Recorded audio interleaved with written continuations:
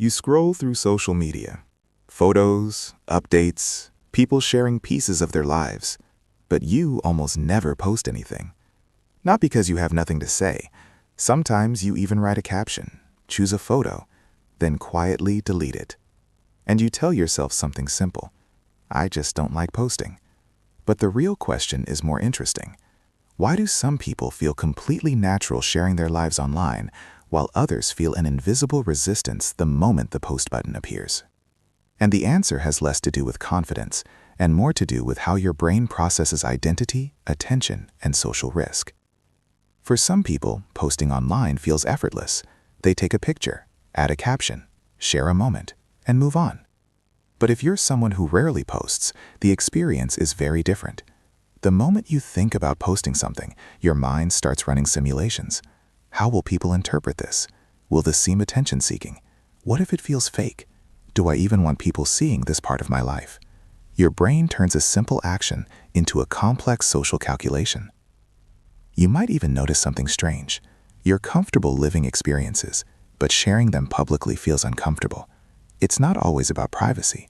Sometimes it's about something deeper, a subtle tension between your private identity and your public identity. Psychologists call this the difference between the experienced self and the performed self. The experienced self simply lives. The performed self curates. And for some brains, that gap feels unusually large, which creates a quiet question in the back of your mind. If I post this, am I still being myself? Here's the important part. This hesitation doesn't mean you're antisocial. It doesn't mean you lack confidence, and it definitely doesn't mean something is wrong with you. In many cases, it means your brain is highly sensitive to identity authenticity. Psychologists studying personality traits often find that people high in self-concept clarity and internal identity orientation feel uncomfortable performing versions of themselves that feel slightly artificial. Your brain prefers coherence over visibility. In simple terms, some minds prioritize being real. Others prioritize being seen. Neither is better, they're just different operating systems. But this raises another question. If this pattern is natural, why does the act of posting sometimes feel strangely stressful?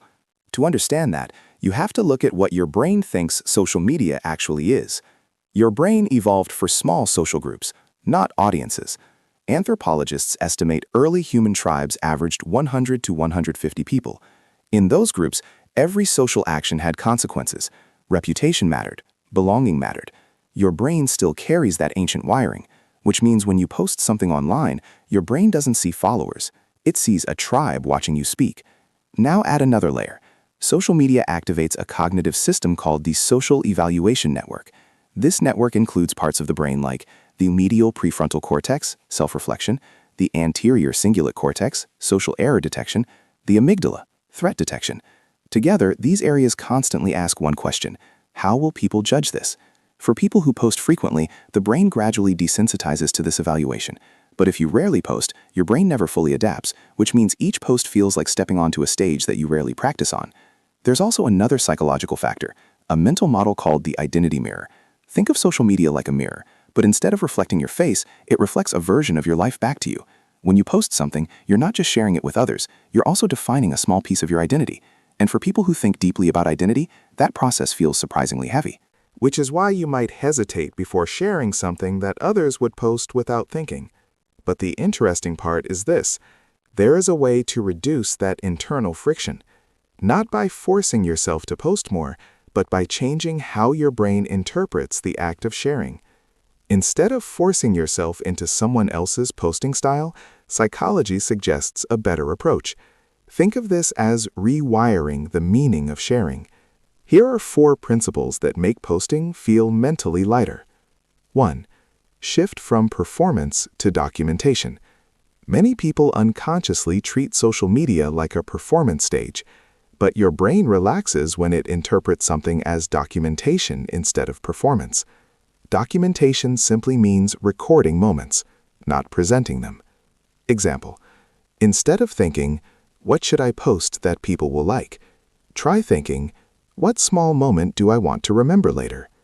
This works because it shifts brain activity away from social evaluation networks toward autobiographical memory systems. Your brain starts treating posts like memory markers, not social tests. 2. Use the small window rule.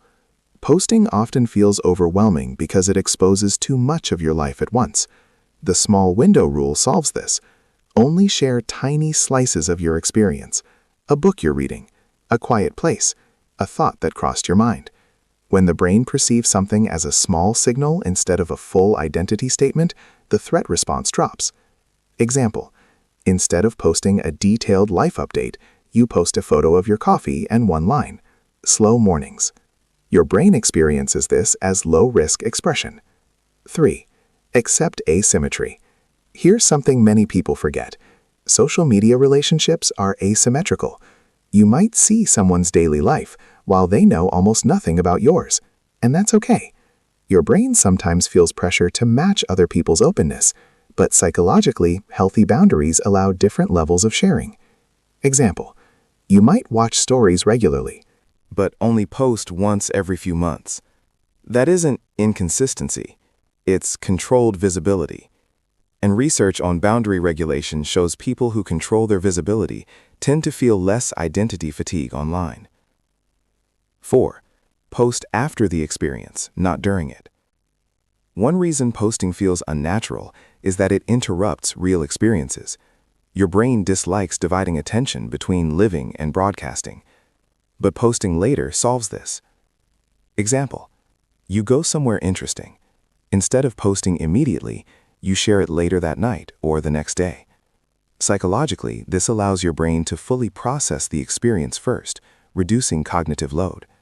Sharing becomes reflection, not performance. So when you step back, something interesting appears. Your hesitation around posting isn't random.